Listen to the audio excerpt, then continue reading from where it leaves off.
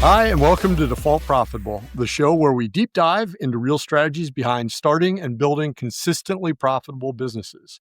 Whether you're a founder, a leader, or a curious builder dreaming big, this podcast is your toolkit for making profit your default setting, not just some lucky outcome that might happen. I'm your host, Matt Nettleton, and today my guest is Azgari Lipshy. Did I get it? Hi, Matt. Yes, you did. You did perfect. Yes! Winning! Well, welcome to the show. And this is the first time we've met. Yes. We traded a couple of emails. Why don't we do this? Why don't we take 2 or 3 minutes, introduce yourself as a person before we jump into the business? So okay. Tell us about yourself. Well, you've said my name perfectly, so I don't need to repeat it. Excellent. I'm a serial entrepreneur. I've had multiple companies in a variety of different sectors, but I started my career in manufacturing, wholesale for supplements, garments, then moved into import exports. And now I currently own 2 construction companies. But my true passion now is actually helping others start their own small businesses. All right. So how do you do that? Let's start there. How do I do which one? Well, how do you help people start their own small businesses? Okay. So, being someone who started her own things at 16, obviously very chaotic, didn't know what I was doing, just piecemealing things together. 23 years later now, I have created my own system of everything I wish I had when I was starting out. Utilizing all my major big mistakes, utilizing all my big wins to create a process that I've narrowed down to 8 different phases. So all the way from choosing the right business, making sure that business is validated, it's going to do well in whichever market you're going to open, to launching in a systematic manner so that the founder doesn't become overwhelmed or isn't being completely occupied with mundane things. So creating a lot of systems and operations, which most small businesses usually don't do because they're just like, oh, I can do it. Oh, I can do it. No, you can't. You need systems and you need other people. Yes, they have that entrepreneurial seizure and they jump in and start doing everything. So haphazardly, most of the time. Right? So sometimes good, sometimes bad, but usually it's random. Yep. So you said you started your first business at 16. So what was that business? I leveraged my family's manufacturing plants that were in pharmaceutical, nutraceutical supplement manufacturing, and food products. And I created my own line of products for an urban market. So I started with single herb supplements, and then quickly transitioned to performance supplements. Okay. When you say performance supplements, what are you talking about there? So single herb, ginseng, and other, what would you call that in the US? So energy and male enhancement performance. Trying to use words. So, all right. So, and so how long did you run that? 7, 8 years. Okay. Yep. And when you got out of that, you moved on to another. Manufacturing still, but now in garments, undergarments, lingerie, fitness wear. So I was manufacturing them in Bangladesh, exporting to Thailand, Malaysia, and then also reverse. Okay. And then how long were you in that? Another good between 5 to 7 years. And there's definitely overlap between the 2 companies. Right. And did that lead you to your construction companies at that point? No. I got into construction maybe 5 years-ish ago. Okay. And it's much more straightforward. It's service-based, right? I wanted to get out of the product space. Okay. So what are some of the things? So you start at 16, you're doing male enhancement and single. Well, by the time I did that, I think around 20. All right. But you're doing some basic supplement work. What are some of the things that you learned early that you were surprised you needed to know? It's, it's as simple as you would think. Focus on your customer. Build product that already has a demand for the people you want to sell it to. It's honestly that simple. Yeah. Yeah. But the funny thing, so as we do this, and this is 150 some episodes in, um, it is amazing to me the people that complicate the idea of, hey, here's why people give you money. People will spend hundreds of hours, every month thinking of this cool product, this amazing product or service that they're going to provide, but they haven't actually even talked to one person that'll be their client. Yeah. Not Which is kind of crazy. But you see, it's like people think their baby is so pretty. Yes. They don't want to ask anybody, is it really pretty? Yeah, they just assume it is. And so now so you mentioned your parents have manufacturing plants. So how much did their influence help you? I mean, that's probably good foundation to figure out how to make money. Yes, that was huge help. My father is very innovative, extremely entrepreneurial, definitely squirrel brain. He just constantly starts things, but he also knows how to execute them and set up the right people. But watching him build, go through almost 3 bankruptcies, it helped a lot, I think, because it helped create those, well, I know bad things happen, but I know there's another side after the bad thing, which I think most people don't have and why they get scared of entrepreneurship. All right. Now, you mentioned that as a result of your serial starting and running and exiting, um, that you put together a system that you sell people. Now, do you sell this under a name? Is there a company associated with this? Azgari.com. Azgari.com? All right. And what are the 8 things that you put together? Can you give us kind of a walkthrough of how you help entrepreneurs start and build systems? Sure. So I'm also not trying to reinvent the wheel. So I stick to models that I know I can get my clients government-backed loans for. Ah, That's yes. step one.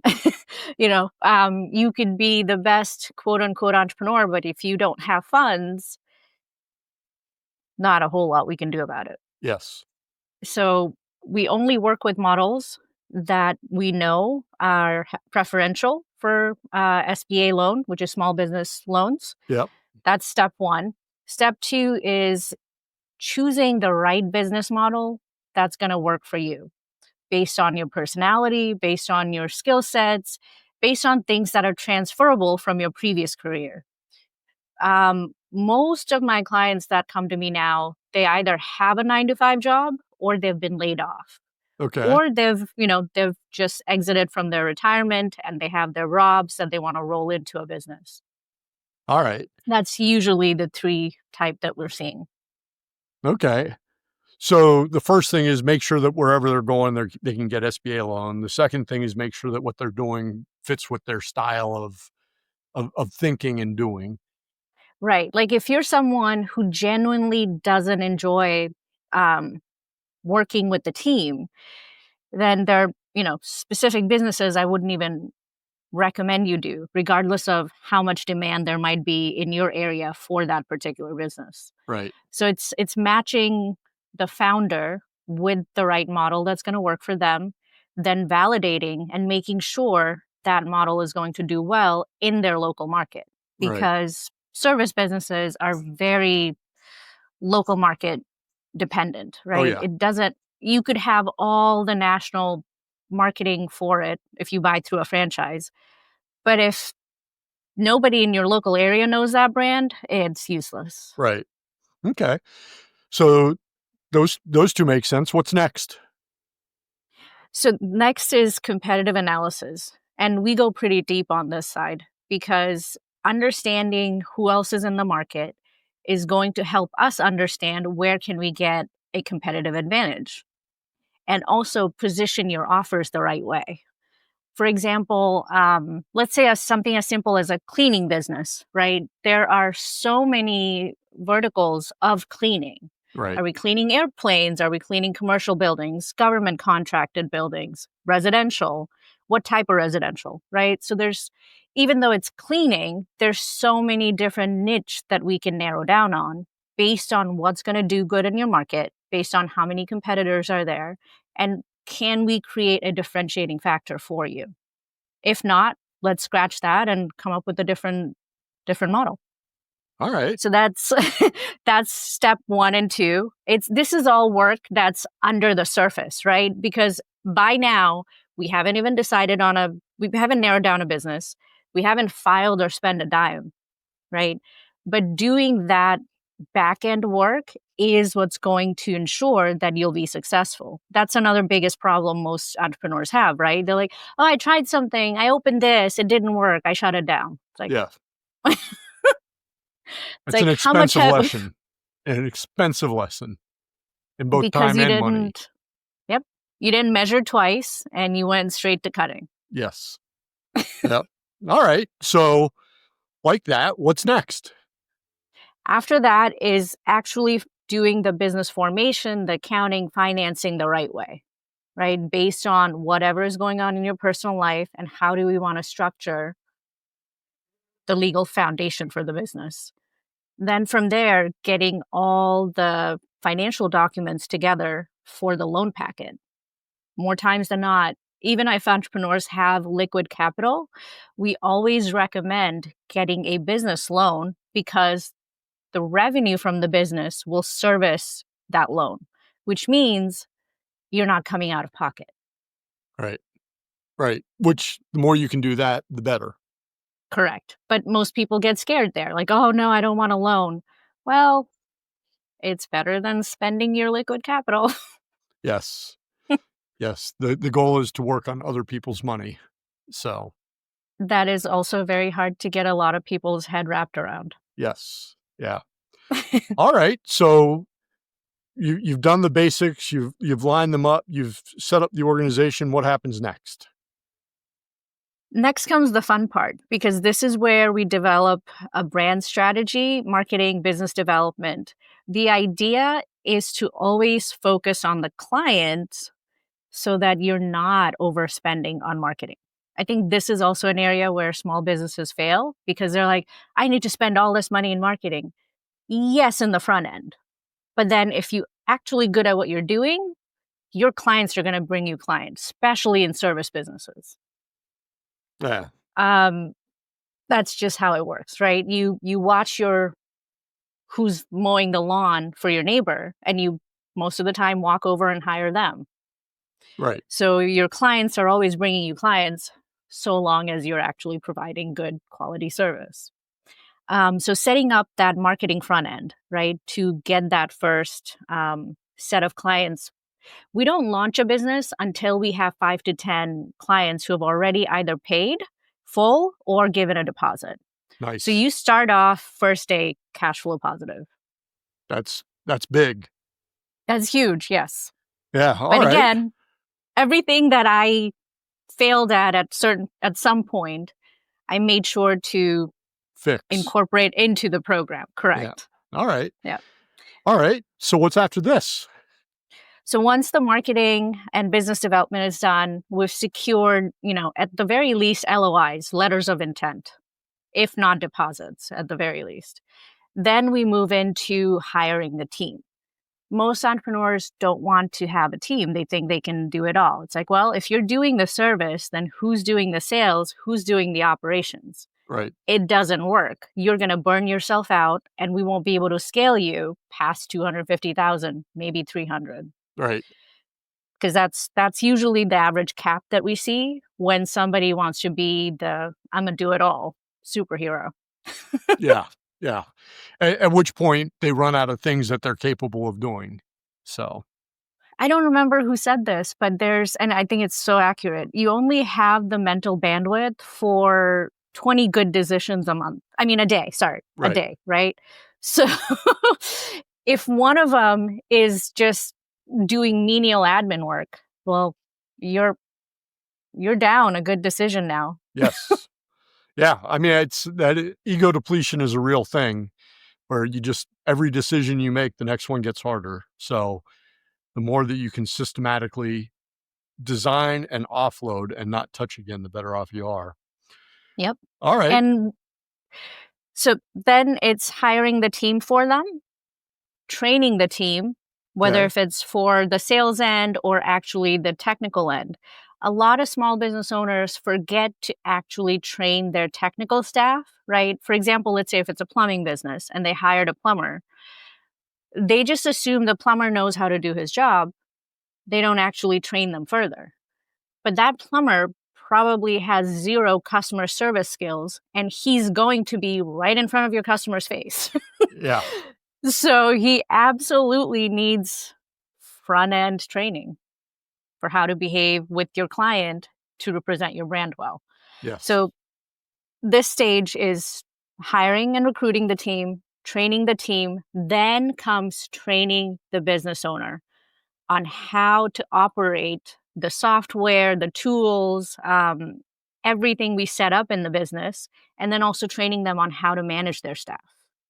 Because a lot of people that become first-time entrepreneurs were most likely individual contributors in their previous work roles, and they don't know how to manage a team or which part or how to gauge, what someone needs more help with more nurturing or more training, as opposed to, oh, this is just a bad hire.